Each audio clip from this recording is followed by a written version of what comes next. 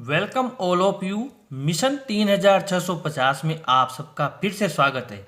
आज हम उन वर्ड्स का प्रोनाउंसिएशन करना सीखेंगे फ्रेंड्स, जिनमें लास्ट में हम सेकंड और थर्ड फॉर्म बनाते टाइम जहाँ डी या ईडी लगा देते हैं।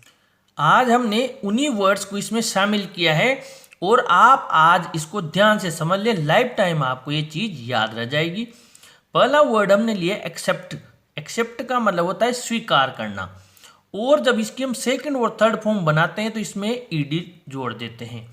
ईडी जोड़ते ही हम इसको पढ़ेंगे एक्सेप्टेड, यानी कि लास्ट में जो हमारी ध्वनि आएगी वो आएगी एक्सेप्टेड, यानी इड की आवाज़ आएगी।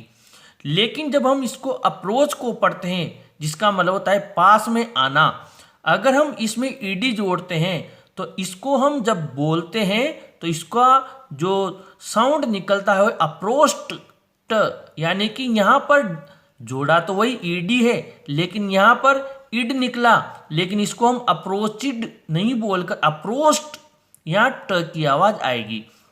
वैसे अगला शब्द है आस्क, और आस्क को जब हम सेकंड और थर्ड फॉर्म में चेंज करते हैं तो इसको बोलते हैं आस्क्ड, यानी कि इसमें भी ट की आवाज आती है। आज हम इनका रूल समझ लेंगे कि कहाँ पर तो इड की आवाज आती है, कहाँ पर हमें ईडी या डी जोड़ने पर केवल मात्र ट बोलना है और कहाँ पर केवल ड बोलना है। मैं आपको आज इस लेसन में ये पूरी प्रक्रिया समझा दूंगा। लाइफ में कोई सा भी वर्ड आए आप चुटकियों में आराम से समझ जाएंगे कि यहाँ पर हमें ड बोलना है, यहाँ में ट बोलना है और यहाँ में इड बोलना है।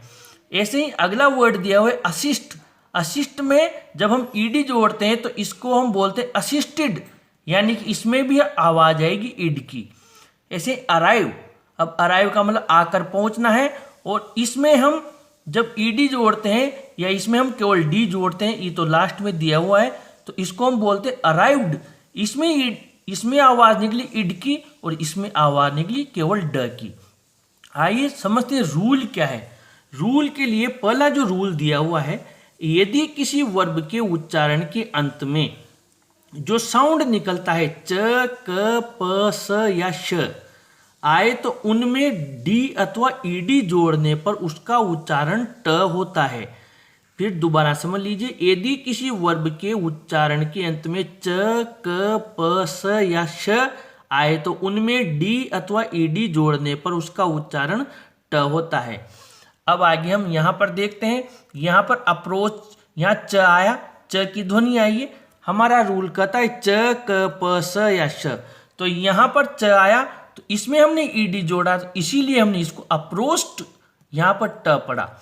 और यहाँ पर जो एक्सेप्ट है, इसमें इसका जो रूल है, जिसको हमने एक्सेप्टेड बोला था, जिसमें इड बोला था, उसका रूल है दूसरा। वर्ब के उच्चारण के अंत में ट या ड आए तो उसमें डी या ईडी जोड़ने पर उसका उच्चारण इड होता है, यानी कि जिस क्रिया के अंत में ट या ड आए तो उसमें डी या ईडी जोड़ने पर उसका उच्चारण इड होता है। अब यहाँ पर एक्सेप्ट में ट दिया हुआ है, इसीलिए हमने जब इसमें ईडी जोड़ा तो इसको हमने एक्सेप्टेड पढ़ा।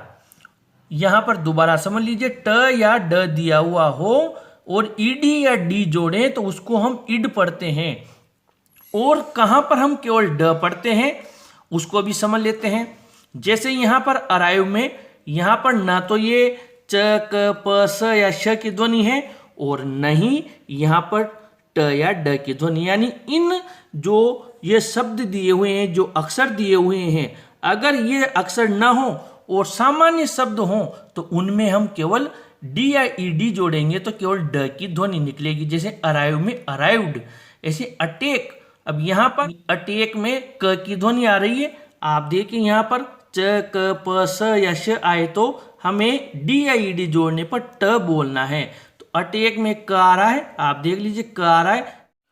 अब जब यहाँ क आ रहा है तो इसमें ईडी जोड़ेंगे तो हमारी ध्वनि किसकी निकलेगी? ट की, यानी हम अटेक को अटेक्ट पढ़ेंगे, अटेक्ड नहीं पढ़ेंगे।